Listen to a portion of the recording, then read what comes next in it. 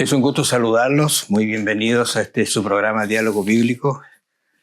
Queremos invitarlos para que usted siga con nosotros en estas audiciones y en este video, porque estamos hablando de un tema muy interesante, fuera de interesante, un libro que es extraordinariamente hermoso, el libro de Marcos. Marcos, acuérdense usted, es un libro que se escribió tempranamente, es el libro más antiguo. Incluso algunos piensan que Mateo y Lucas sacaron mucho material desde Marcos. Marcos es un libro pequeño. En la primera etapa, Marcos empieza a hablar acerca de quién es Jesús. Y ahora vamos a ver cómo termina esa etapa, porque de aquí en adelante Jesús empieza a explicar su ministerio, hacia dónde va, a la salvación nuestra. Bienvenidos, que el Señor los bendiga. Bienvenido, pastor, ¿cómo está? Bien, Raúl, gracias al Señor. Y contentos también una vez más de estar aquí haciendo estos comentarios tan importantes del Evangelio. Creo que vamos a aprender mucho y nos estamos centrando solamente en Jesucristo, su ministerio, la instrucción que Él le hace a los apóstoles. Y en pocas palabras, Marcos revela quién es Jesús realmente. Eso es lo que vamos a ir viendo nosotros en este estudio de esta semana. Así que agradecido del Señor. Incluso cuando Jesús pregunta a los discípulos, porque en la conversación le dice, ¿qué dice la gente de quién soy yo? Y dieron varias respuestas y ustedes los enfrentó, ¿cierto? La respuesta de Pedro, que siempre saltaba. Sí. Lo interesante de la respuesta de Pedro es que Jesús le dice, mira, no te lo reveló carne ni sangre, ¿eh? O sea, para entender, conocer a Jesús, saber quién es, no es cosa de humanos, es cosa de divino. Y el Espíritu Santo nos revela quién es Jesús realmente en el estudio que estamos haciendo ahora. Él es. Ahora el texto que está en 8:34 está hablando, dice, Jesús llamó a la gente y a sus discípulos les dijo, si alguno quiere venir en pos de mí, niéguese a sí mismo, tome su cruz y sígame. ¿Qué te dice a ti ese texto? Porque aquí vamos a entrar en lo que llamaríamos la instrucción que Jesús va a dar a sus discípulos y a la gente en esta lección de la próxima semana. Bueno, estamos viendo nosotros a Jesucristo ya acercándose hacia la crucifixión, el Calvario. Estaba pensando cómo el Evangelio de Marcos resume 3 años y medio de ministerio de Jesús, cuando comenzó con los apóstoles y ahora ya han pasado casi los 3 años y el apóstol Pedro aquí tiene esta gran revelación que Jesús era el Hijo de Dios, el Cristo, tú eres el Cristo, y eso nos da a entender también, Raúl, que Jesucristo nunca lo reveló, porque como se expresaba, no lo reveló carne ni sangre. Y acá, en esta parte, cuando Jesús ya empieza a decirle a los apóstoles qué significa seguir a Jesús, ellos no tenían muy claro cómo era ser un cristiano, cómo debían actuar, qué debían creer, qué debían hacer. Y Jesús le dice, el que quiera venir en pos de mí, niéguese a sí mismo. Qué tremendo es esto. Negarse a los gustos personales, negarse a las preferencias para seguir a Jesús. Porque seguir a Jesús es una vida distinta a los planes, a lo mejor que nosotros como seres humanos hemos hecho. Negarse a sí mismo, tomar la cruz, es como tomar un ministerio, tomar un desafío, tomar un sacrificio y de esa manera seguir a Jesús. Es decir, prácticamente es olvidarse de los proyectos personales que toda persona tiene en este mundo para seguir a Jesús. Mira, cuando tú decías 3 años y medio, hay un autor que comentando el libro de Marcos dice que de aquí en adelante como que se pone lento el relato. ¿En qué sentido? Porque ahora viene a contar algo que pasa muy cercano a la muerte de Cristo. O sea, hay muchos detalles que se empieza a poner, a dar y a entregar en relación al momento de la crucifixión. Y en este instante Jesús comienza a separar a sus discípulos y a darle las instrucciones para que entiendan primero a qué va Jerusalén y segundo, la misión que él ha tenido aquí en la tierra, que ellos deben seguirla. Y entonces aparecen algunos relatos de ciegos que él va a sanar. Fíjate que allí estoy viendo aquí, en capítulo 8, 32. 22. 22. ¿Qué es lo que dice? Vino luego a Betsaida. ¿Sabe? Me ha llamado la atención este concepto. Vino, entró, salió. Todos los capítulos empiezan con esta idea. Es como decir, está contando una historia activa de Jesús. No es una historia pasiva, una historia activa. Sí. Y el relantí que coloca aquí, esto que se empieza como a detener, es porque hay preciosas verdades que deben ser grabadas. Y mira, en este caso, por ejemplo, y algunas son extrañas, difíciles a veces de entender a primera vista. Dice, vino luego a Betsaida y le trajeron un ciego y le rogaron que hiciera. No sé si capta esto, yo me quedé impresionado porque le dijeron, no que lo sane, que lo tocase. Sí, aquí hay algo interesante también porque la gente le dice a Jesús lo que tiene que hacer. Sí. Pero Jesús, todos los milagros que realizó, la mayoría, Jesús los hizo de manera distinta. Por ejemplo, este hombre lo tomó de la mano y lo sacó fuera de la ciudad de la mano. Como era ciego, lo llevaba de la mano. Claro. Imaginémonos nosotros esa escena. Un hombre ciego que no ve y va tomado de la mano de Jesús, que va caminando con él hasta sacarlo fuera de la ciudad, fuera de la aldea. Y allí Jesucristo escupe los ojos y le pone las manos encima y le pregunta si ve algo. Luego el hombre dice, veo como árboles, los hombres, etc. Y Jesús vuelve nuevamente a poner las manos sobre él y queda sano. Un milagro que lo hizo en 2 partes. Pero me gustó eso de tomarle la mano, porque pensemos nosotros qué significaría que Jesús nos tomara la mano y nos estuviese sacando de un lugar. Y tocar la mano de Cristo yo creo que es algo grande. Es que mira, una reflexión que puede hacerse a primera vista es la siguiente. Sí. Si hay alguien que esté impedido de encontrar una salida, de encontrar un refugio, y alguien tiene que ayudarte, ese te va a ayudar llevándote.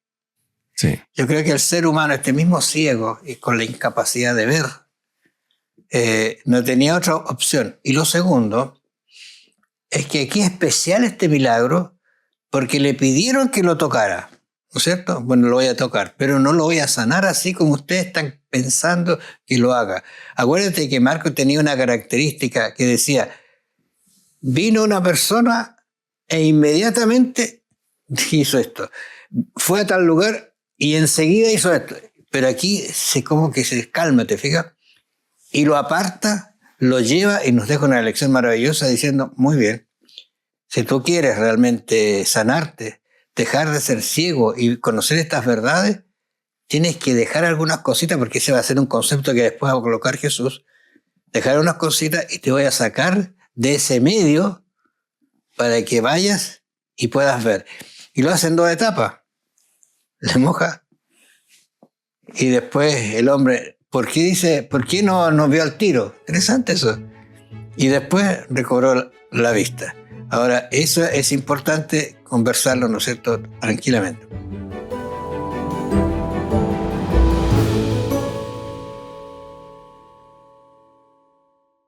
Este ciego tiene el milagro unas características especiales que nos lleva a pensar cuál es el costo del discipulado en realidad.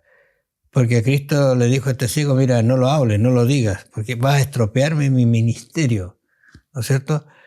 Y ahora aquí, ¿cuál es el costo del discipulado? Dice acá, y comenzó a enseñarles que le era necesario al Hijo del Hombre padecer mucho y ser desechado a los ancianos por los principales sacerdotes y por los escribas y ser muerto y resucitar después de 3 días. ¿Qué más claro? Aquí sí que se reveló realmente lo que a Cristo le iba a pasar, porque Juan aquí comienza a describir realmente a dónde va Jesús. Bueno, es una profecía de Jesús de corto alcance porque esto sucedió en los próximos días. Jesucristo habló de los ancianos de Israel, los principales, los sacerdotes, los escribas, habló de su muerte, habló de su resurrección y comenzó a hablar claramente delante de los apóstoles cuál sería su destino. Y allí también es donde Pedro actúa, el mismo que había dicho, tú eres el Hijo de Dios, eres el Cristo. Aquí el apóstol Pedro le dice, Señor, y empezó a reconvenirle, ¿cómo vas a permitir eso, Señor? No lo permitas, vámonos a otro lugar, eso es muy malo, salvémonos de esto, busquemos una salida. Y Jesús allí le respondió mirándole, quítate delante de mí, Satanás, porque no pones la mira en las cosas de Dios, sino en las de los hombres.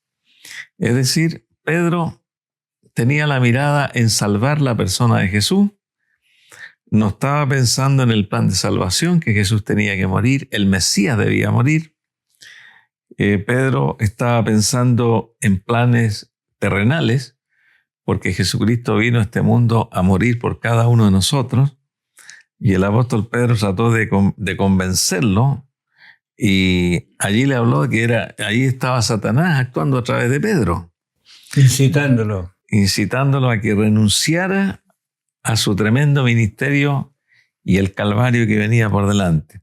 Esto nos muestra también que como personas nosotros a veces vemos las cosas muy distintas a cómo las ve Dios. A veces como personas pensamos que esto es lo mejor, este es el mejor plan, pero como uno como persona no ve más allá, a veces las cosas que Dios hace que nos parecen que son tortuosas, son malas, inconvenientes, llegan a tener un final feliz, un buen resultado en la persona. No todo lo que parece bueno ahora es bueno finalmente. Eso es una lección que nosotros aprendemos a través de esta mirada de Jesús. Mientras tú hablabas, yo pensaba que efectivamente el seguir a Jesús tiene un costo, pero tiene un costo porque hay que dejar muchas cosas que quizás a nosotros nos parecen buenas. Sí. Son tranquilizadoras, son fáciles, nos gustan, tenemos hábitos malos. Sí. Entonces, ese es el costo que uno a veces tiene que tomar para poder, digamos, ser seguidor de Cristo, porque si no, no se logra seguir a Jesús. No se logra estar con Él, no se logra, vamos a decir así, hacer lo que Él manda. También le dijo que es cierto, de cierto os digo, que hay algunos de los que están aquí, esta es una cosa bien bonita, como tú dices, una profecía corta también, están aquí que no gustarán la muerte hasta que hayan visto el reino de Dios venido con poder. Cristo estaba mostrando algo que iba a suceder. Ahora, eso que iba a suceder, yo creo que marcó a Pedro, Santiago y Juan, ¿no es cierto?, de por vida, porque Cristo dijo, mira, ustedes lo presenciaron, no lo cuenten. Y no lo contaron. Sí. Lo contaron cuando lo escribieron después, pero no ahora, Marco lo está escribiendo. Y lo va a escribir en el momento de la transfiguración. Claro. Ahora, eso aún así, yo estoy pensando en el costo del discipulado, estoy pensando que para ellos no fue fácil, porque aún así no entendieron. Vamos a ver algunos detalles, de repente se está dando toda la situación y ellos seguían todavía pensando en otras cosas. O sea, a veces ese es el problema, que nosotros tenemos la mira, yo sigo a Jesús, pero quiero ir, no sé. Después nos habla de otras cosas. Nos habla de la transfiguración. Claro. Y así como Pedro le decía que huyera del sacrificio, Dios el Padre envió a Moisés y a Elías para fortalecer a Jesús en su misión. Ambos, sin duda, que le dijeron, tú vas a morir, este es el plan de salvación, y lo animaron para que Jesús se fortaleciera en aquella convicción que como humano tenía que resistir, porque no como Dios, aunque Jesús es Dios y hombre, pero como hombre Jesucristo también tenía sus lados en el sentido flaco, así como padeció en el Getsemaní. Y fue así como Jesucristo se fortaleció, tuvo un encuentro glorioso con Elías, con Moisés, hasta que ellos se fueron nuevamente al lugar donde Dios los tenía.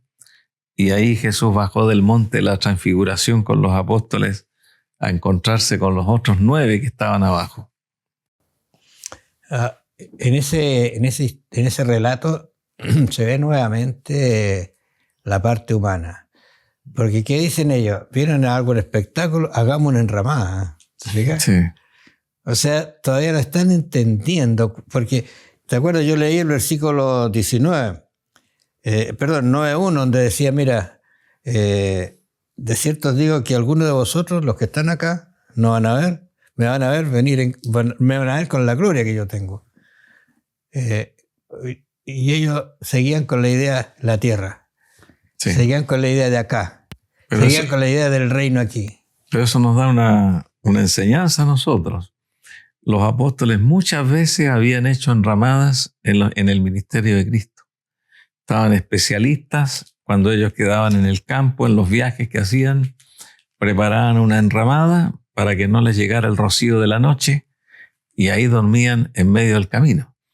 Así que eso nos muestra a nosotros que los apóstoles siempre hacían eso. Pero ese no era el momento. Ellos pensaron que Elías venía a alojar aquí a la tierra junto con Moisés. No, ellos tenían otra misión. Hay otro tema que es importante, es el tema del quién es el mayor. Y volvemos a la misma idea casi, ¿no es cierto? Mientras Jesús iba preparándose para ir a Jerusalén, ellos seguían pensando todavía en el reino, incluso en qué lugar iban a estar ellos. Y hubo una distinción entre ellos, una contienda allí. ¿Por qué estaban pidiendo estar a la derecha o a la izquierda? ¿Te fijas? Entonces, siguen los discípulos todavía pensando en la tierra y Jesús pensando y hablando acerca de su misión que va más allá de lo de la tierra, que va más allá de lo que nosotros podríamos tener. A veces hay situaciones que son difíciles, Luis, en las cuales el ser humano pasa, pero no ve más allá. No ve más allá que hay una esperanza, que hay una resurrección, por ejemplo, la pérdida de un ser querido, y se enfrasca en eso y a veces lanza expresiones, Señor, ¿dónde estabas cuando me pasó esto? Y Dios podría decir en el mismo lugar de siempre, solo que tengo mejores planes para ti. Claro, Jesucristo habló de su partida, dice la Biblia. Habló de su muerte, su resurrección, y habló también de que Él iba al Padre. Entonces los apóstoles, dentro de toda su incomprensión, como cualquiera de nosotros la puede tener también, ellos estaban pensando, ¿y qué vamos a hacer después? Jesucristo entre nosotros no ha nombrado a ninguno que lo siga. No tiene ninguno que lo haya nombrado como su sucesor o como el mayor entre ellos. Entonces ellos tenían en su cabeza eso hacía tiempo. Bueno, entre nosotros, ¿quién tiene más autoridad después de Cristo? Y es allí donde empieza ese diálogo entre ellos, pero en secreto. Jesucristo no estaba allí, estaba un poco lejos, donde ellos discutían todos estos temas en forma grupal. Es así cuando Jesús le dice que el que quiere ser grande, o el que quiere ser dirigente, el que quiere estar en un puesto alto, tiene que ser el servidor. Sí. Y esa es la misión de Cristo. Sirvió y por eso Él logró la salvación de todos nosotros.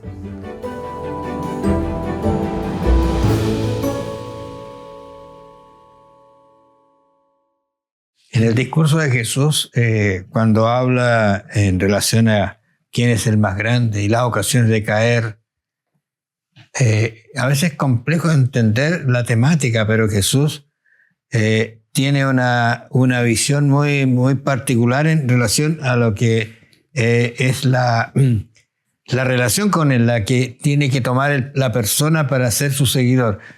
Porque tú recuerdas que algunos evangelistas dicen, no deja a tu padre y a tu madre, no eres mi Señor, no eres hijo mío, digamos, no eres mi servidor. Entonces, pero ¿cómo si los padres son tan importantes? ¿Te fijas? Entonces, uno debe irse al contexto radical para entender ese concepto, porque no está diciendo que deje al padre y a la madre, sino que la prioridad debe estar primero, y yo voy a hacer la relación, la prioridad debe estar primero en Dios, para que Dios ahora solucione el problema del padre, voy a decirlo así, ¿te fijas? Es algo tan simple como eso. Porque si vamos primero al padre, entonces no dejamos que, o no damos lugar a que se solucione el problema, porque la solución está en Cristo. Entonces, cuando Jesús hablaba con sus discípulos, le decía, miren, mi lugar ahora está en el Calvario, voy ahí, los fariseos van a matarme, todos van a ir en contra de mí, voy a ser muerto, pero voy a resucitar.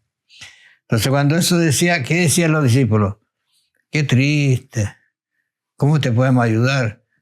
No era eso, sino decían, oye, ¿quién va a ser el mayor en cuando hagamos? ¿Te fijas tú qué contradicciones? Cierto. Y Jesucristo sigue instruyendo a sus apóstoles aquí en este párrafo que nos habla de las ocasiones de caer. Repite 3 veces Jesús esta expresión: si tu mano te fuere ocasión de caer, si tu pie te fuere ocasión de caer, y luego si tu ojo te fuere ocasión de caer. Esto nos muestra a nosotros el deseo de Jesús que evitemos la ocasión de caer. Y eso nos da a entender, diciendo figurativamente, que a uno le dice córtala, corta tu mano, corta tu pie, sácate un ojo.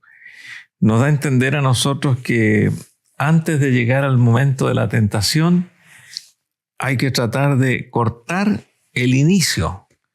Como yo les expresaba, esta persona que había tenido la afición por muchos años de alcoholizarse, pero ya llevaba un tiempo él absteniéndose del alcohol. Sin embargo, cuando él pasaba por un lugar donde él frecuentaba, salía mucho olor. Desde la esquina ya se sentía el olor a alcohol, porque ese era un lugar que tenía venta y era un lugar conocido. Y él, para poder evitarlo, porque cuando el olor le llegaba, él se desesperaba. Entonces él decía, por aquí yo no puedo pasar, mejor me voy por la otra calle, no siento el olor y ya la tentación no va a ser tan fuerte. Y creo que cada uno de nosotros tiene algo a lo cual renunciar, algo que cortar figurativamente, porque el perdón de los pecados, la reconciliación con Dios, el Señor sabe que eso tiene que usarlo, pero nosotros tenemos que cooperar. Al Señor no le gusta que nosotros caigamos en tentación vez tras vez. Al Señor le gusta que nosotros huyamos de la tentación y que tengamos un concepto claro moralmente de lo que es malo, de lo que es bueno, y que lo malo ya lo podamos nosotros discernir antes de llegar al momento en el cual no se puede retroceder. Cada uno de nosotros tiene que hacer este trabajo antes de llegar a ese momento en el cual ya la tentación está encima y no se puede evitar. El Señor Jesús está diciendo, evita esa ocasión de caer, apártate. Este concepto que aparece acá, cuando estaba viendo ahí el versículo 47 del capítulo 9, donde Jesús habla de que el ojo te fue la ocasión de caer, ¿no es cierto? Dice, mejor es entrar en el reino de Dios con un ojo que teniendo los 2 ojos y ser echado al infierno. Ahora, aquí, algunos toman esto y dicen, ¿ves que hay infierno? O sea, allí se van a estar quemando siempre. Incluso, fíjate, dice acá, donde el gusano de ellos no muere y el fuego nunca se apaga. Ahora, estos son realmente expresiones que Jesús está haciendo resaltar una idea. La idea de que hay realmente un infierno donde se va a quemar, pero va a terminar para siempre algo. Por ejemplo, si tú tienes que entrar, no creo que eso sea el plan de Dios, porque dice la Biblia que seremos transformados. Pero si quieres entrar al reino de Dios, a lo mejor hay cosas que te van a doler dejarlas, que son por años acariciadas. Mira, yo voy a contar un incidente. Yo tenía a mi abuelita que conoció el Evangelio cuando ella ya era de mucha edad. Y yo recuerdo, antes de conocer el Evangelio, ella tenía en su dormitorio una imagen. La imagen de John Bell, el angelito ese. Y ella todos los 20 de enero iba a pagarle manda. Y yo ahora pienso, porque un día entré a la pieza y no vi esa imagen. Había desaparecido, lo sacó. Nunca más fueron a pagar manda. Había llegado el Evangelio, pero no tiene que haber sido fácil. Pero mira, y un detalle. Ellos celebraban todas las fiestas. Y yo me recuerdo la casa llena de gente. Se hicieron cristianos, y ahora yo lo reflexiono mirándolo como niño, se hicieron cristianos, no hubo más fiestas, no hubo amigos. Incluso hay un detalle. Ellos fueron a visitar a una persona que era muy íntima amigo de ellos, y fueron recibidos muy malamente. Eso lo tengo en mente, así yo, entendiéndolo como un niño lo puede ver, ¿te fijas? No eran las mismas personas. Pero ellos dijeron lo siguiente: esto es doloroso, pero tenemos ahora ¿quiénes? Los amigos de la iglesia, que fueron los que fortalecieron. Sacaron la fiesta, el trago, todas las cosas, la Virgen, ya no se habló más de eso. Pero eso tiene que haber dolido, ¿te fijas? Pero para tomar esa decisión tiene que haber sido algo fuerte en el caso de ella, porque toda su vida creyendo en eso. Entonces, eso es lo que Dios dice que efectivamente, cuando dice aquí que el fuego nunca se apaga, efectivamente no se apaga, porque es un fuego eterno que quema y termina. Y Dios dice: yo no quiero que tú estés allí, sino que te transformes en una sal que sazone, que da gusto, que la gente quiera estar contigo, que aprecien su enseñanza, porque le dice: bueno, la sal, más si la sal se hace insípida, ¿con qué se sazonará? ¿Cómo se llegará a otros para que ellos aprendan a gustar de la sal viva, traer sal en vosotros mismos y tener paz los unos con los otros? Eso es lo que Jesús quería que tuvieran los discípulos. Porque había contiendas, porque algunos querían ser, en vez de ir y apoyar el ministerio de Jesús, estaban buscando un puesto en el reino de Dios. Un reino que era perecible, un reino que se terminaba. Entonces, yo creo que como seres humanos, a veces tenemos que tomar decisiones que son drásticas para aceptar a Jesús. Porque lo que encontramos bueno en algún momento, porque no sabíamos algunas cosas, hoy día le dice: Señor, no, tienes que dejarla. ¿Y cuál es la decisión que usted va a tomar? A lo mejor tiene alguna cosita usted todavía. ¿Sabe lo que yo le recuerdo? Que una vez mi abuelita, con mucho cariño lo recuerdo, ella se hizo adventista, Señor, pero no podía dejar de comer cerdo. Y recuerdo muy bien que una vez ella fue y dijo: la última vez. Compró todas sus cosas, llegó a la casa y lo primero que abrió buscando el cerdito que había comprado eso para ponerle al pan, no lo encontró. Y ella dijo: bueno, Dios me está enseñando una lección. Nunca más cerdo en la casa. ¿Qué es lo que usted tiene que dejar para seguir verdaderamente a Jesús? Eso usted lo sabe y el Señor quiere ayudarla. Que el Señor los bendiga. Vamos a encontrarnos la próxima semana en su programa Diálogo Bíblico. Bendiciones.